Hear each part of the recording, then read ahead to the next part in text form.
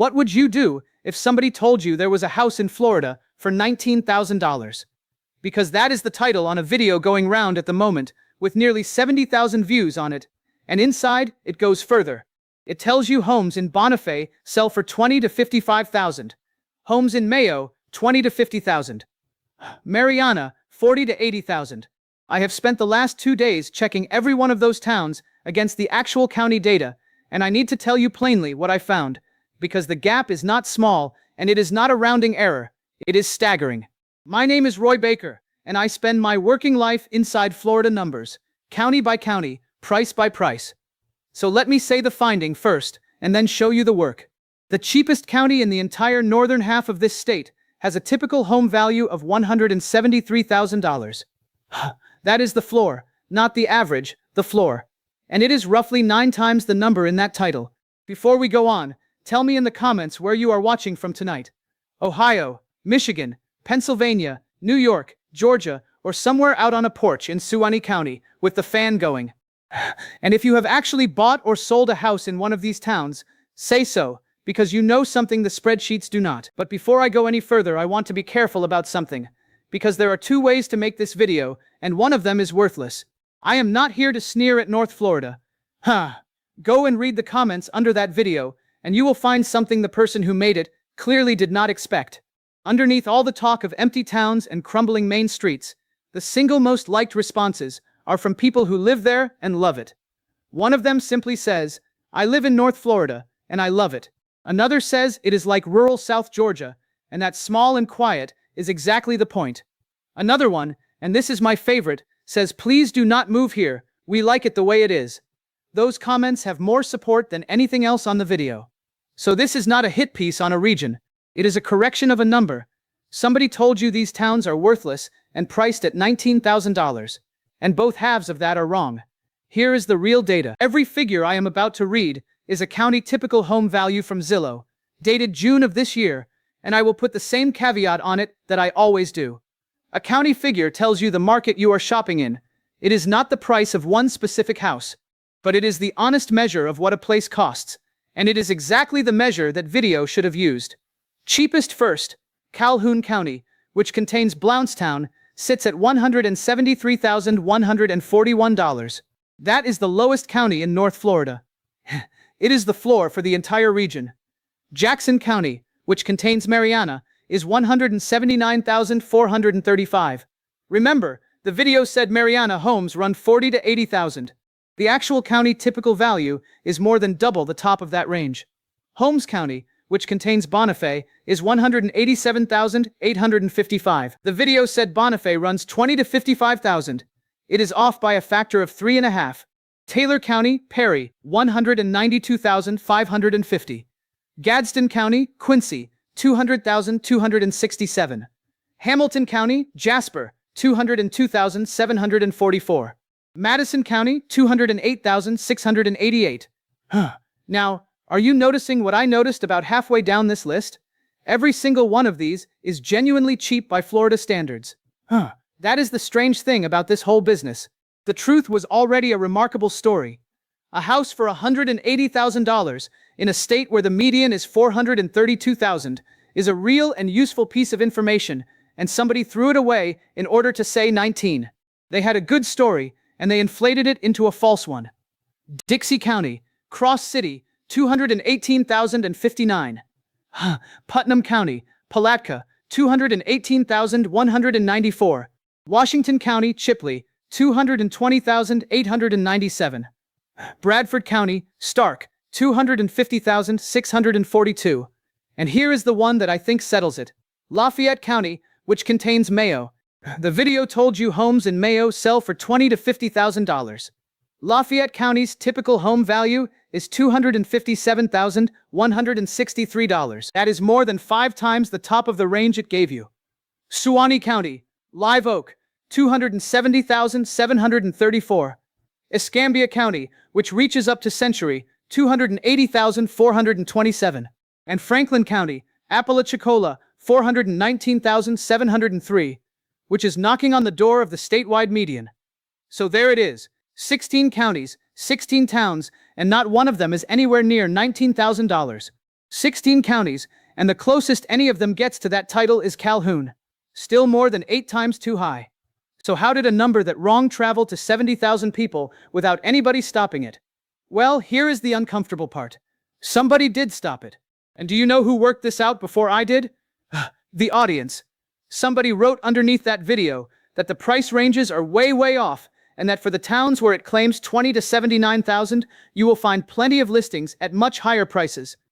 Somebody else wrote, you cannot find a house that cheap anywhere in Florida.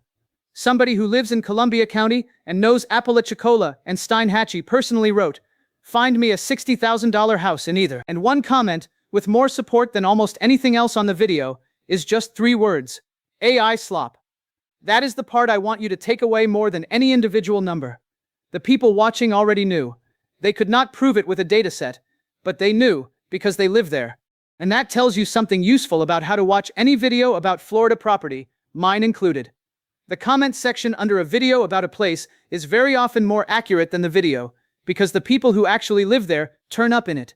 Before you trust any of these, scroll down and read what the residents are saying. If a dozen of them are politely telling the presenter he is wrong, he probably is. But now let me turn this round, because if I stop here I have only told you half of it, and the half I would be leaving out is the half that actually matters to somebody your age. The purchase price in North Florida is much higher than that video claimed. The cost of holding the house may genuinely be lower than anything else you will find in this state, and that is a completely different question.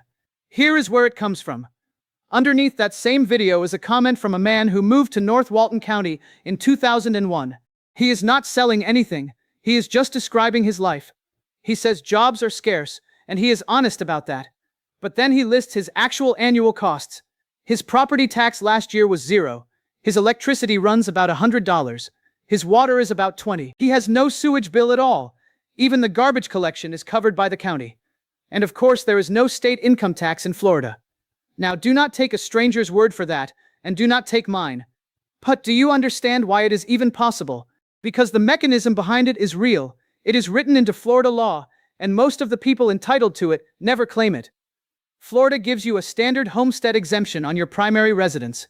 On top of that, if you are 65 or over, and your household income sits inside the limit, which for this year is $38,686, there is an additional exemption of up to $50,000. And there is a second one again, the long-term residency exemption for people who are 65 or over, inside that same income limit, and who have kept the same home as their permanent residence for 25 years, where the property's just value is under $250,000. Look at that last condition, and then look back at my list. Almost every county I read out falls under $250,000. That is not a coincidence. It is the reason this corner of the state is the one place where those exemptions can do their heaviest work. 2 conditions you must hear clearly. Neither exemption touches the school portion of your tax bill, and school millage is usually the largest single slice, so this reduces your bill. It does not erase it. And both are local option, meaning the county has to have adopted them, and not every county has. So you telephone the county property appraiser and you ask. That one call is worth more than this entire video. And I would add one more thing about that household income limit, because it catches people out constantly. It is household adjusted gross income, not yours alone. Everybody living under that roof counts: spouse, partner, a relative who moved in. People assume they qualify on their own pension, file nothing, and never find out they were eligible.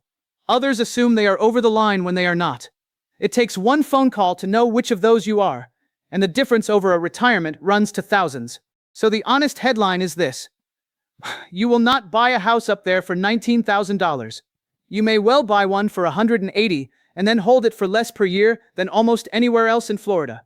So what is that combination actually worth in real dollars? Let me put a number on it, because it is easy to nod along at an exemption and completely miss the size of what it does. Take 2 people with the same money. One buys near the water on the Gulf Coast at the state median of $432,000 and carries a coastal insurance bill. The other buys in Jackson County at $179,000, claims the exemptions they qualify for, and sits inland away from storm surge. The purchase gap alone is $250,000 left in the bank. Then the annual gap compounds on top of it every year for the rest of their life. Over a 20-year retirement, that is not a lifestyle difference. That is a different financial existence. So the real story here was never the $19,000 house. It was that one. Now the other side, because I am not going to sell you a fantasy either. Jobs really are scarce. That video was wrong about the prices and right about the economy. Timber consolidated and mechanized. The paper mill that carried Perry for decades is a shadow of what it was. Quincy got rich on Coca-Cola stock 2 generations ago and got quiet afterwards. If you need to earn a living up there, rather than arrive with a pension already in place, this is a genuinely hard place to do it. Healthcare is the bigger one for this audience, and I want to give you the sharpest example I found. Lafayette County, the one whose typical value is $257,000, does not have a hospital inside its borders at all. Not a small one. None. For a lot of these towns, serious hospital care means Gainesville, or Tallahassee, or Dothan over the Alabama line, and that is 30, 40, sometimes 60 miles of 2-lane road. At 65, that is an inconvenience you shrug at. At 82, it is the entire decision, and it is the one thing on this list that gets harder every single year rather than easier. So before you buy anywhere in this region, do 2 things. Ring the 2 nearest practices in whatever specialty you personally use and ask whether they are accepting new patients. Then ask which hospital an ambulance would actually take you to from that address and how long that drive is at night. Those 2 questions cost you nothing, and they will tell you more about your next 15 years than any video, including this one. And then there is the thing nobody puts in a spreadsheet. The people who live there are not desperate for you to arrive. Read those comments again. Please do not move here. We like small towns and quiet. That is said with a smile, but it is not entirely a joke. These are settled communities with their own rhythm, and the ones who love them precisely because nothing much happens. There is one more thing I want to flag, because it is the trap inside the cheap house story, and almost nobody mentions it. A very low purchase price in a very small county often means something specific about the house itself. It may be older than the current building codes, which matters enormously here, because roof age and construction standard are what an insurer prices off in this state. A house built to the standards of the 1970s in a county with no recent construction is a different insurance proposition from a house built after the codes tightened, even if the price tag looks like a bargain. So the question is not just what does it cost. It is what will anybody insure it for, and at what price, and will they still insure it in 5 years? Ask for the roof age before you ask about anything else. Before the kitchen, before the acreage, before the view. And get a real quote on the real address before you are emotionally committed to it, because that number is the one that decides whether the bargain is a bargain. So who is this genuinely right for? Somebody who arrives already retired, with the income sorted, who wants land and quiet and a low annual bill more than they want restaurants and specialists on the doorstep. Somebody who will actually do the exemption paperwork rather than assume it happens automatically, because it does not. Somebody who is realistic about the drive to the hospital and has honestly thought about what that drive looks like in 15 years, not just next spring. And I will say this for the region, having spent 2 days inside its numbers, there is something genuinely appealing down those roads. Oak canopies, spring-fed rivers you can see the bottom of, county seats with a courthouse on a square and a diner that has been there 60 years. It is a beautiful part of the state, and it is the part that nobody photographs, because the photographs all get taken on the coast. And who is it wrong for? Anybody who needs to find work up there. Anybody who needs a specialist regularly. And anybody who is going because they saw a number in a title and thought they had found a loophole, because that number was never real. That is what makes me a little angry about this, if I am honest. Not that somebody made a video with bad figures. It is that the people most likely to believe a $19,000 house are the people with the least room to be wrong. Somebody on a fixed income who cannot afford a wasted trip across 3 states to look at houses that do not exist at that price. If you are that person, this video is for you, and the real number is $173,000 at the very floor.